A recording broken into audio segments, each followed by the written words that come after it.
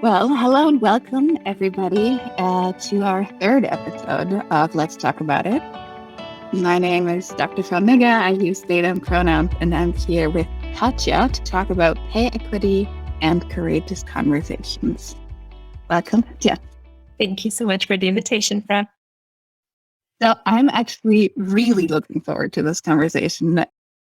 And I mean, for one, because I think it's an important topic to talk about and one that is not talked about enough, but also a conversation that, especially starting, I would say around last year, has been gaining a little bit more traction.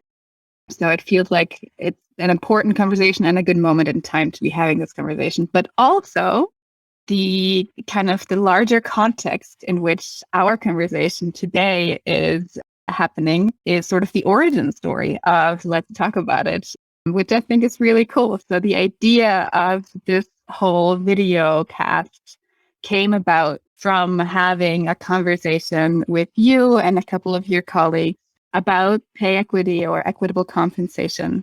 And from the experience of that conversation, which really stuck with me, and I think stuck with all of us, if I'm not mistaken here, it felt like so important and so kind of, I don't know, in a way also like inspiring or insightful that it's possible to have conversations that feel a little bit uncomfortable and maybe are unusual, but it's possible to have these conversations in a way that is curious and compassionate, and we can stay in connection and still look at something that is maybe uncomfortable for all of us to talk about. So that's sort of the preamble. I'm excited to be here. I'm excited to have you. And I would love for us to get started just by you introducing yourself, like I'm asking everybody to do, as you would to your 10-year-old.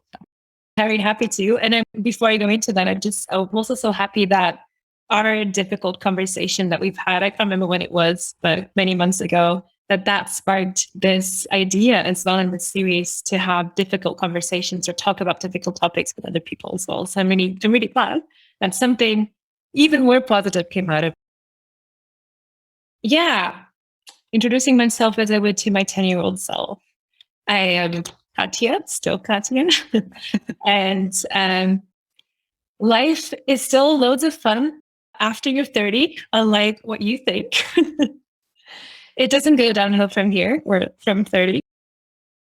And I'm working in a field that I hope is still in line with what you were hoping when you were 10 or when I was 10. I'm really sorry, I don't actually know how to address myself. But so at 10, you wanted to change the world, make a difference in whatever way. I don't think that was very clear. Probably still not clear to me as a 34-year-old yet. But I'm not on the front line. I'm not saving lives. I'm not a doctor.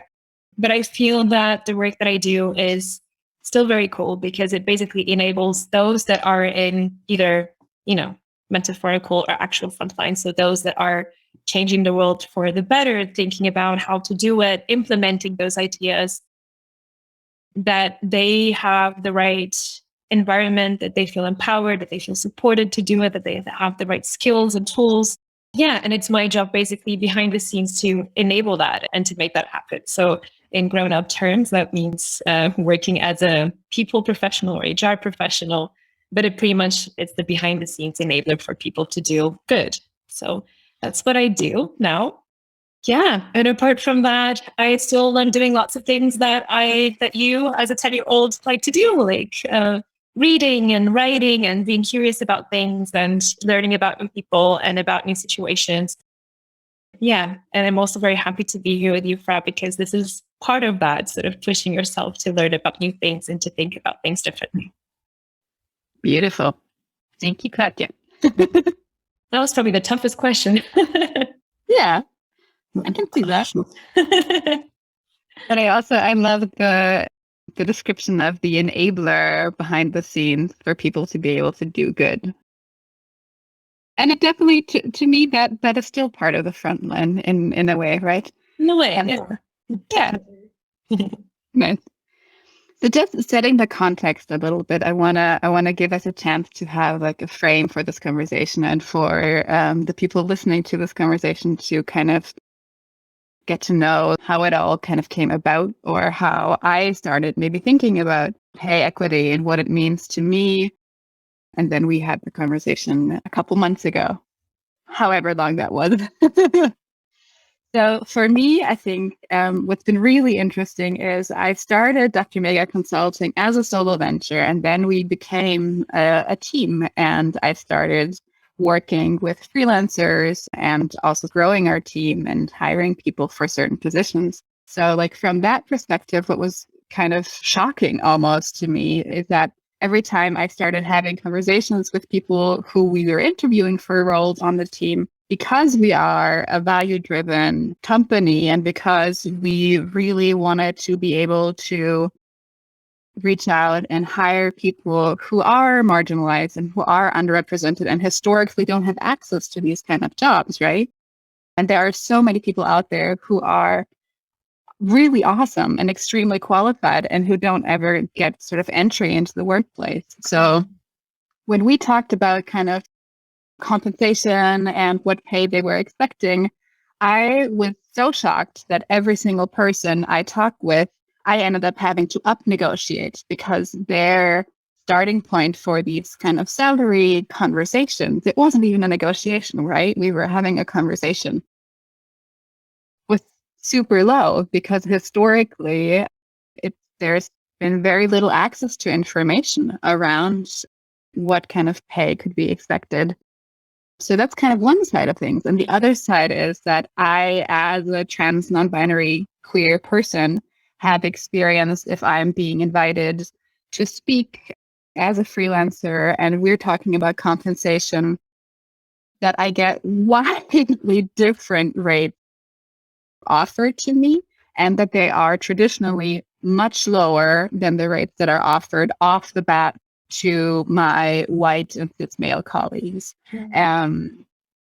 So kind of just setting the stage of our conversation back then was that I reached out and just kind of mentioning that I am a little bit confused because we had different projects that we were working on, right? And we were working with very different kind of rates.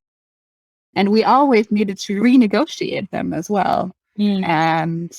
And I was just unsure, or I was wanting to have kind of this conversation. And yeah, I've reached out to you, and thankfully you were ready and wanting to have this conversation, and your colleagues as well.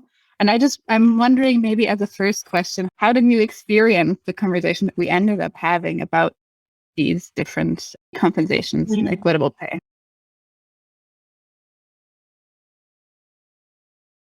I think it caught me a little by surprise, which was actually not at all to be expected. So you had sent out an email beforehand explaining a couple of things, or where you were coming from and what you wanted to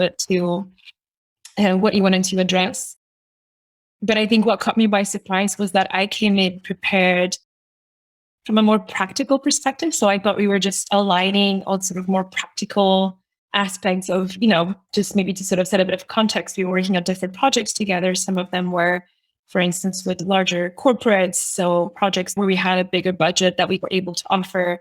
Other projects that were more impact focused, where we, in that organization as well, we're working more either pro bono or at lower rates, so where we had lower budgets as well. And I remember that you were just a little confused about the different wide range of budgets that we were able to offer you to have you come in as a freelancer and expert. And I was prepared to explain to you why this was the way it was, basically. So that was kind of what I thought was going to be my role in this conversation.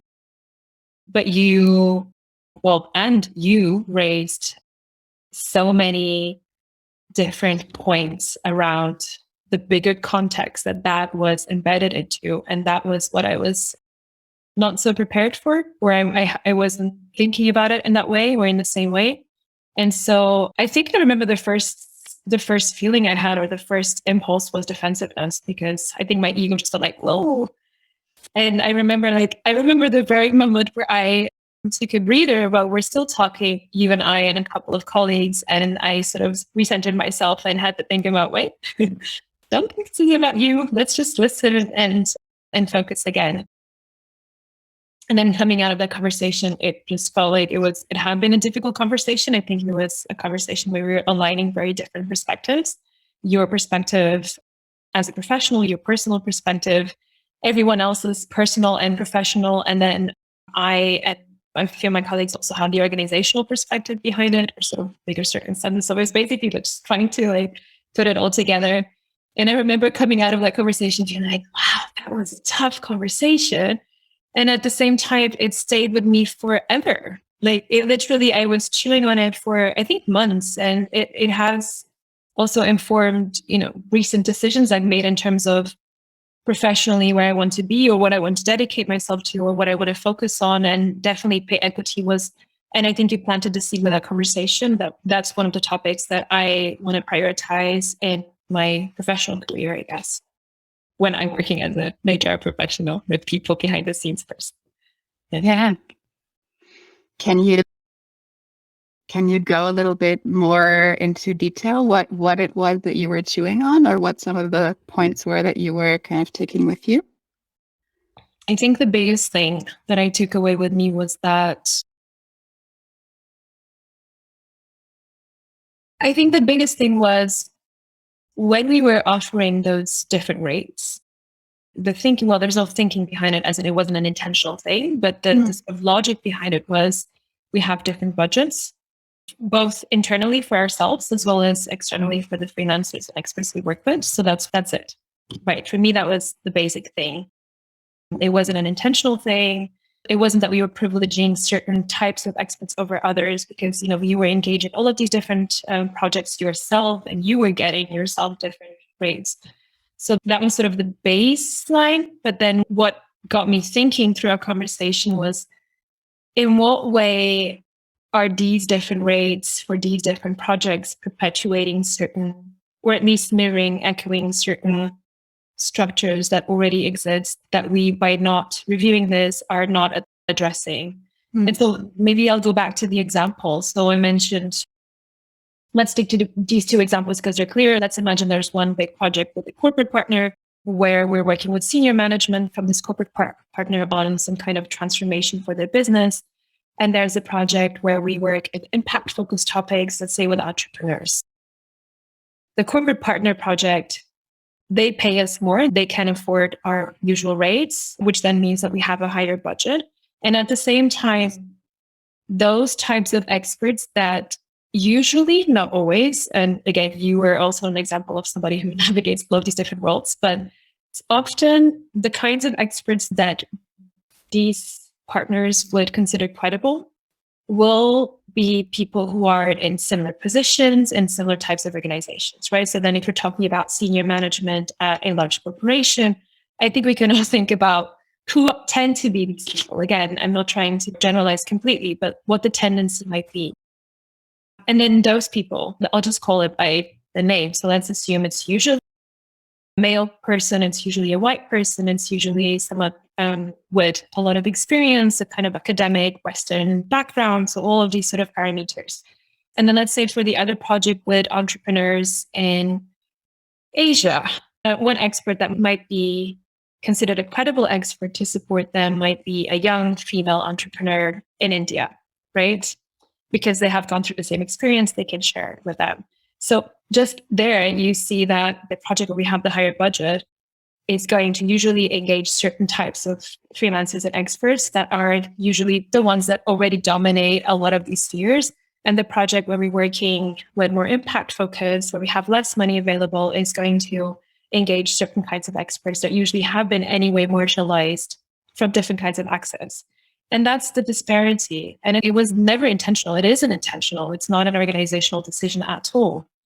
And it's really informed by how much money we have available for a project and what kind of expert is needed to be able to affect that change within that target audience. So it's also that we need to balance that in our heads. And at the same time, again, just to put it plainly, it's giving more money to those people that already have the access to these kinds of gigs that have the great network, and it's giving less money to those people that have usually less access, less of a network, whose work is not always recognized, and so on. So that is just a very specific way that I thought, okay, it's not intentional, it's unwitting, it's not thought out, but somehow we're still supporting this kind of separation or discrimination. And that's pay inequity. And that's basically what made me think about it. It made me think about how can we change this, and how can we review the system, or what does that mean for us now that we've recognized this problem? What does that mean for us as an organization, where I used to be, and what does it mean in general, right? For us when we are engaging freelancers, when we have different types of projects, all of these things. So I think even from an organizational perspective, I think that's the hardest part as well. Like, what does that mean? How do you go about it in a way that also guarantees your own health as an organization? Yeah, absolutely. And I think there's so many things in there that are really worth unpacking. But maybe to start with one thing, I feel like what you're really getting at and describing is this issue that we run into again and again in the space of wanting to create social change, right? And wanting to create opportunities and give access to resources to everybody, right? Is that unless we get really intentional about creating change, the status quo, which is a status quo of oppression, of discrimination, and of supremacy, will continue, right?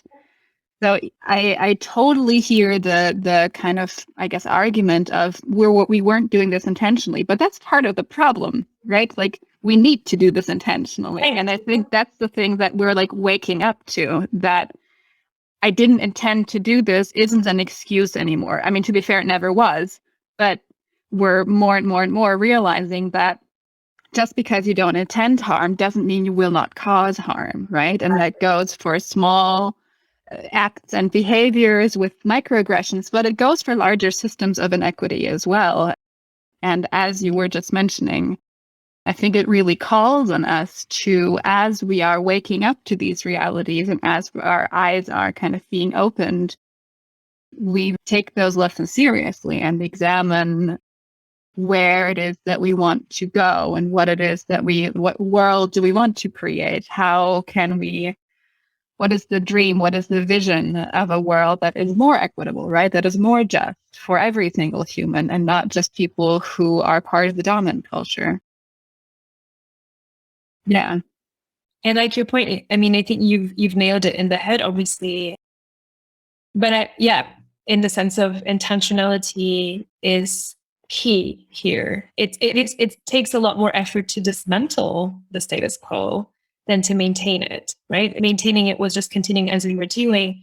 And then the effort of dismantling needed you to come in and go like, guys, not great. Have you thought about this? And then all of us thinking like, okay, shit, true. Hadn't thought about it. Now that I'm thinking about it, what do I do? Right. And so that's so much harder to go about. But yeah, I wasn't trying to use it as an excuse at all. Actually, I think that was part of my sort of wake up call as well towards, looking at the future and like, how do we change things? Yeah. And I think the other point in there that I really want to highlight that you were mentioning is, I mean, I think these two examples are actually really great sort of real life examples, because I think they happen in a lot of, especially a lot of organizations that sort of straddle these lines between doing for-profit and not-for-profit work, or let's say more kind of social entrepreneurship and impact-focused work, but then also work with for-profit companies, right? And I don't know, I would be curious to hear your kind of perspective on your take on this, because my impression is that in the social entrepreneurship, social impact space, a lot of the time, people who are engaging there are also, part of the global majority, which ends up being part of the minority when it comes to positions of power and access to resources in most societies, right? And oftentimes what happens is that if you have people who are intrinsically highly motivated because they are also the people who are going to be most affected by change, it's almost, and again, most of the time this doesn't happen intentionally, but it's almost as if there is like an argument of, well, you're profiting from the change that you're helping usher in, and therefore it's okay that you get paid less because you benefit from it, right? And I think in a kind of smaller scale inside of organizations, this happens a lot of the time as well, where you have people of color and trans folks and queer folks who are the ones who are advocating for change on like a policy level, and who oftentimes don't get compensated for doing this work, even though the organization really benefits from it. Because again, the rationale is, well, you're doing something for yourself, so you shouldn't expect compensation, right? And that ends up giving the burden of educating and the burden of change on top of shoulders that are already quite burdened, right? Is that something that you see as well in your... Yeah, I mean, even on a personal level, I was once part of an anti-racism task force where I, with the colleagues who were part of that task force as well, had the feeling that we were pushing for this on our own, right? And I was at the time the only person of color in that organization. And it's not a pay equity topic, but it was connected. And yeah, and I felt like there was a lot of responsibility and a lot of just not responsibility, a lot of pressure really. And also just felt like at some point I just left it because I felt like I don't want to be the one carrying this anymore. I don't think I should, just because I'm the only person I'm the only person at the moment in this organization who will actually benefit in theory from it internally. Obviously, there's all of the external stakeholders. And yes, I see that a lot. I mean, I've been working in the social space for a while now. And in different organizations, I worked in international development organization. I've worked in sort of government organization, in NGO. I've also worked in the private sector and now this social business or like in between sectors. So I've seen all of it. And yes, I think that a lot of the time,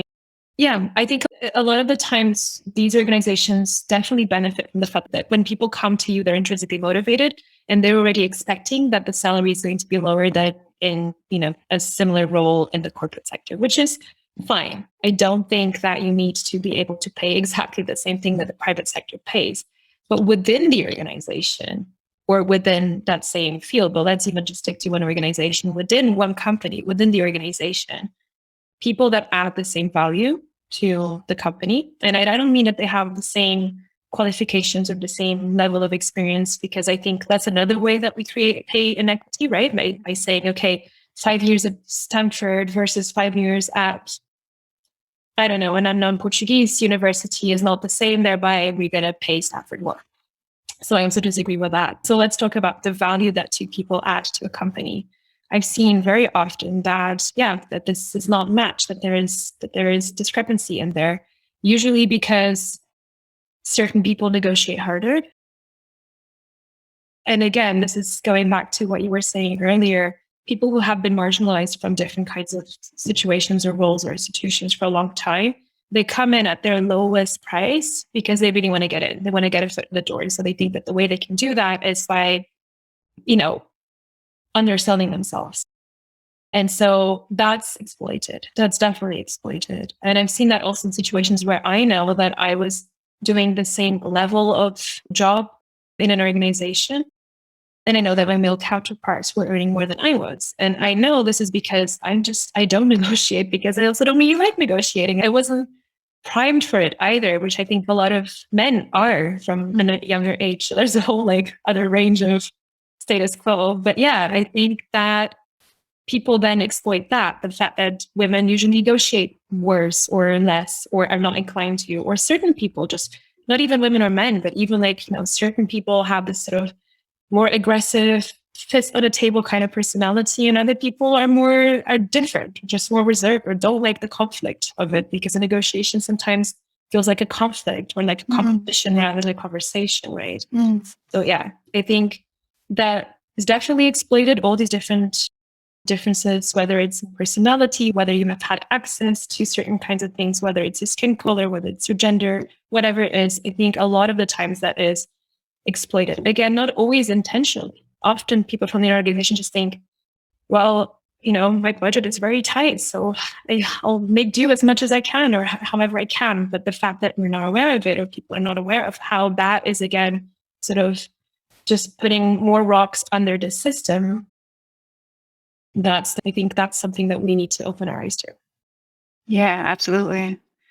And I think another puzzle piece that just came to me as you were speaking is that we also need to recognize that especially people who, have historically and continue to be excluded by these systems tend to have a starting point where they're actually more dependent on actually getting a job, right? So I've been supporting an employee in a large tech organization for the last couple of weeks who really doesn't feel good right now about the way that they're being treated. They're being misgendered, they're being misidentified, they're being discriminated against, but they feel that they can't leave. They don't have a chance. They don't have the privilege of leaving their job because they know that they themselves and their family depends on the job, depends on the healthcare, right? And their access to a new job, again, will have more barriers than a poor person who is part of the dominant culture. And so I think that is like another piece of the puzzle that comes in here, where by sometimes negotiating also has nothing to do with personality or whatever, and just to do with the economic situation, which comes like historically from people being systemically excluded from access to jobs and to resources and to power, right? Right. Absolutely. And I think what you were alluding to or mentioning right now is this is something that came out of our conversation for me, or that stuck with me, which was sort of interlinkages between all these different systems and structures and situations, right? You can't really just look at whatever it is. You can't just look at one angle and not consider everything else that's behind or above or below, whatever it is. I'm not sure what metaphor I'm trying to get here. Basically, like often we tend to think about things in silos, and we look at, yes, we think about gender, men, women, right? But then we forget about all the other aspects of a person or a society or a culture identity that play into it, and all of the history that goes into it. So it's really not just as easy as Black folks have less access to the job market. So all of these other things, and against what we now call intersectionality as well, right? But just the fact that if I'm, for instance, as an HR person, and thinking about, if I'm working with freelancers and I'm thinking about the same things that I was thinking when we were talking back then, I have to think about this bigger picture. I have to think about everything. Of course, I can't be completely overwhelmed and I get sort of bogged down by details, but I have to at least understand how one system feeds into another and how it's bigger than just one wider decision sometimes. Yeah. So speaking of thinking about all of these things, but not getting sort of paralyzed in this analysis phase and then being afraid of doing anything, right? Or kind of getting, bogged down as you were saying it. You mentioned before that you thought about what does this mean and what does it mean for me in the future and how I want to handle these kind of situations. I'm guessing this is an ongoing sort of unlearning and reevaluating, right? But can you share with us maybe your today's status quo on how you're thinking about it? I think the first thing for me was to be honest, what is the scope of, I don't want to say power because that's such a word, but like of what is my space for decision making within the space that I'm in order to be able to dismantle some of these structures. And when I realized that I have less influence here than I want to, that I want to be able to be able to enact these changes, then on a very personal level, I then had to make a decision in terms of where do I feel that I can really contribute and I can make a difference in this particular respect. And so on a very basic level, it was for me to say, okay, well, that's it. I mean, again, coming from a very privileged position, because what you just said right now, I did have the space or the support behind me to be able to say, I'm going to make some changes about my life and where I want to dedicate my energy. So having that privilege, I've decided to do that. And I didn't want to just accept the status quo in terms of like, this is where I'm at. I actually do like what I'm doing. A couple of things are good. So fine, I'll just accept that this is one space that I can't budge things. Instead, I decided to then try and find a space where I can budge things. It doesn't mean that, I also struggle with the fact that am I giving up here or not? I did think about that very often. But for me, it just felt like I think I will have more to contribute in a different space. That's one thing that I was able to do. And then I think the second biggest thing really is actually what you did is start conversations, right? It's just knock on doors and talk about it. And I feel like I'm doing that a lot. I'm talking to a lot of people about it. I'm asking about it. Also, when I was, for instance, so I'm starting a new role soon. And when I was interviewing for various roles, that was one topic that I mentioned or that I asked about, what is being done in your organization around pay equity? And the place that I'm going was the place that had the best answer to me, at least, right? So at least not the best answer, actually, that's the wrong way to put it, but the most openness to recognize where they were not at and where they wanted to get at. So I think that's the most basic principle or the baseline of where you can start with.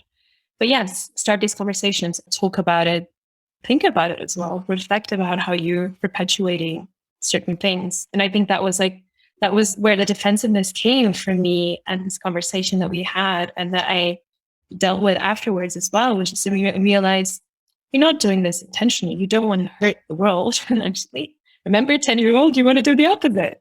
But you have to at least admit that by not doing anything, like there's this old famous song where he says, inaction is a weapon of mass destruction. And this quote always stuck with me. And that's it. Inaction is actually a weapon of mass destruction. If you don't do anything, well, we know, like, you can just look around us and see what's happening when people don't do stuff. Yeah.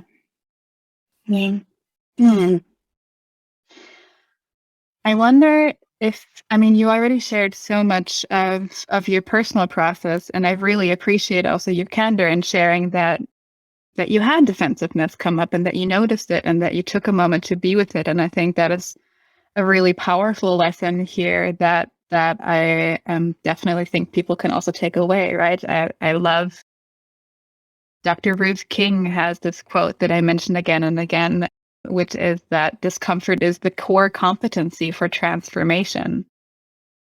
And being able to be with that discomfort, right? And learning to be with that discomfort. And I think that's exactly what you did in this conversation. Like, you noticed your discomfort and you were able to be with it and make space for it. And then, not fall out of conversation in essence or fall out of connection, but stay there. And I love that you're having these conversations and that our conversation back then started sort of this whole journey. So I wonder if conversations. It feels like there's these waves of conversations that are kind of going around, which is really beautiful to me. Is there anything, there might not be, but is there anything that you can point to that allows you to feel sort of empowered to have these conversations, knowing that for many people it feels very uncomfortable and then they choose not to because it does feel uncomfortable? I think the empowerment also comes from the lack of empowerment sometimes. I think that because I am a woman of color as well, I've also experienced a lot of these things in the workplace and outside. And I'm not saying that all people of color or all marginalized people have to take matters into their own hands. I don't actually think that at all. But because that has been what my experience and what I wanted to. And also because when I was a 10-year-old and I wanted to change the world, and I realized I'm not the doctor. I'm not going to be saving lives because that's not my thing. And I've now found my way, and my way is, as an HR professional, creating a setting where people have the best possible setting for themselves to be able to drive change. That's kind of I can be just a great operational, strategic HR professional, or I can be the person that also pushes for deeper change that has bigger ripple effects outside of an organization. And I think that's what I want to be. And I think, to be honest, that was my process this year. And that's what I realized. That's who I want to be. And that's what I want to do. And that's where I got that was how I managed to deal with the nerves and the anxiety about speaking about this so openly, and about my own process and about my own shortcomings. Yeah. So that's it. It sounds to me like there was a lot of reflection on and maybe sort of realigning with your personal values and how those show up in the world. Yep. Is that, yeah? Put it that way. Yeah. And it's not like sometimes you just generate new values or you adapt it to current circumstances. If you think about it, obviously we've been talking about pay equity or, like, for instance, the gender pay gap for a lot of years or generations, but a lot of the topics and the conversations we're now having about pay equity that goes so much deeper, right? That look at intersectionality, as we're saying, this is relatively recent. Like, I don't remember reading about this when I was 18 studying. Like, this is something that's happening more and more. And maybe I also wasn't tapping into the right kinds of conversations back then yet, but it just feels like things are popping up to the surface. A lot of sort of the structural inequity and inequality that we've learned about in the last few years, especially also the last 2-3 years, is now almost mainstream. We hear about it, we read about it, we talk about it. It's not a fringe conversation anymore. And with that, I think just comes a sort of, you have your values, you probably have them all along, but you're probably just readjusting them, or at least directing them towards different topics, different lines of action, whatever it is. So yeah, that's definitely what happened to me. Yeah. And I feel like, you mentioned the gender pay gap, and I think this is a great example, because it seems like there are conversations that have been around for a while, right? Like, even the term gender pay gap is something that's been around for a while. Maybe today in 2021, more people know what it actually refers to. But at the same time, the gender pay gap, as it's kind of used in mainstream media language, especially, always refers to gender as a binary construct, right? And doesn't take into account at all people who don't fall into these binary categories as male and female, and the inequities based on pay that people from the queer community, trans, non-binary, and gender expansive folks are experiencing. And I think especially in Germany, like, the conversation around gender pay equity oftentimes is like trying to reach gender parity and then making pay equitable towards gender parity. But again, parity also always is just numbers between the binary categories of male and female, and not taking race and not taking ethnicity and not taking, social status and all of these other things into account. So I'm really appreciative of the fact that more and more we are talking about intersectionality, right? And we are looking at how these different forms of marginalization and oppression and systemic exclusion are affecting people differentially, because we are multidimensional beings, right? We're not just a single thing. And I really hope, like, my personal hope, and I guess the one, I don't know if it's a value, but let's call it a value that I've been sort of reassessing, is how can I create change in a way that we really move away from just creating awareness and move into action. So kind of moving the needle from awareness to action.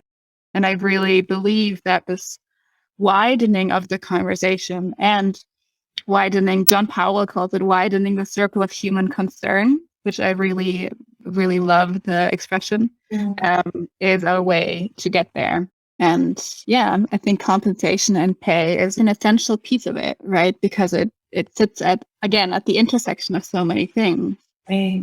Money and power, essentially, right? And it's also, like you were saying earlier, it's also like a fundamental thing, right? When we talk about very basic human rights, we talk about whatever, shelter, access to certain things, and that's enabled through the payment, the compensation that you receive for the work that you put out in the world. So it's a very fundamental thing. And I don't want to compare it to anything else, but it's just something that it's so at the core of our day-to-day life. It's such a practical thing that this is something that is not it shouldn't be an ideological discussion, or it should be something that we address the same way that we address, access to water or things that are so fundamental for us as human beings to be able to live. Yeah. I wonder, so for people listening who would now be kind of starting their journey, maybe on thinking a little bit more about pay equity and wanting to move from awareness to action, is there a starting point that you, beyond like having conversations, maybe that's the one, but is there a starting point that you would recommend for them? Or maybe people who, not necessarily that are HR professionals themselves or something, but rather a person who, hasn't had kind of access to equitable pay for themselves before. Yeah, a couple of things, I guess. So from the perspective of those who have the power to change something in whatever scope or sphere of influence that you have. So one example I have had recently, I've had the privilege actually to interview a couple of young entrepreneurs in the fashion sector, like just very young entrepreneurs. We're talking about 18 to 25 gens, where certain things that we consider to be sort of, I don't know, state of the art around pay equity or sustainability or all of these things were just standard for them. So it's even like a question that we asked as interviewers because we were rating on that and we were looking specifically for companies that were addressing those. But it was almost like you got this look of like, yeah, of course we're doing that. Like, what the hell? Of course. And to me, I was so impressed by that. And I was so impressed like, God, I think the next generation is it. But yeah, if you're creating a company, think about it. And I'm not talking about large corporations here. I'm talking about very small companies where they're really struggling also to go ahead, but they would not abdicate of, pay equity or fair labor or even, zero waste, whatever it was, or usually all of these different aspects combined. They would not leave that out to be able to get ahead. So that for me was so inspiring. So whatever your scope of influence, whether you're an HR professional, or whether you're creating a company, or whether you are, I don't know, an educator, anything, there's definitely something that you can do about it. If you're in the position of being directly affected by pay inequity, I find that tougher to give advice because, like you said before, we're all in different situations, right? And not everybody has the privilege to say, well, then I'm not going to work for you, or, well, then fine, I'll look elsewhere. That's not always the case. But I do think that there's the possibility to look for, I would say, just try it in whatever way, whether it's with the attention that you're giving, the money that you're giving, or your work, try and reward those organizations or those people or those groups that are already doing what they should be doing, or at least aware of what they're not doing and preparing a game plan. So maybe there is a way that you can do it, even if you sometimes, like your the person that you were mentioning earlier, if they have to stay in the place where they're at because they don't have a place where they can't afford to leave. Maybe there's another way as well that they can contribute to this change through other organizations, through other ways that they're giving support to other organizations or to people, or to, I don't know, stories, anything. Yeah, I love that. And the sphere of influence one, I think, is a really, really important one also, just generally to start to reflect on, where do I hold agency? Where do I have privilege, right? And essentially, how do I use that as currency? How do I use that within my sphere of influence? And maybe even pushing the boundaries a little bit, because oftentimes we imagine our sphere of influence to be smaller than it actually is, right? And I think on that note, something that we've not really covered, maybe that's the last little kind of puzzle piece that I want to put in here, and it's transparency and access to information. I think this is a very basic way in which we can create maybe an avenue for change. Maybe it doesn't create change like immediately, right? But a lot of the time, as in the conversations that I had with the people that I interviewed, like I told them, hey, you should be asking for XYZ, right? Like your lowest entry point should not be this. Like you can expect to be paid whatever. And I think I'll add links in the show notes, because there are some spreadsheets that have been going around for the last 2 years where across sectors and across the globe, people have started to really share what it is that they're earning. Right. And there are organizations like Buffer, for example, who have a whole kind of like freely accessible spreadsheet or database of who is earning what in what location for what role. And I think there, at least that gives us sort of access to information to be able to then compare ourselves and use that information to create change for ourselves or advocate for change for others, right? Again, using the sphere of influence that we have. And I think the generational aspect that you mentioned also comes in here as well in a way. And we see this in our work as well. There's a drive and a push from sort of the younger generation to not let go of these ethical values, right?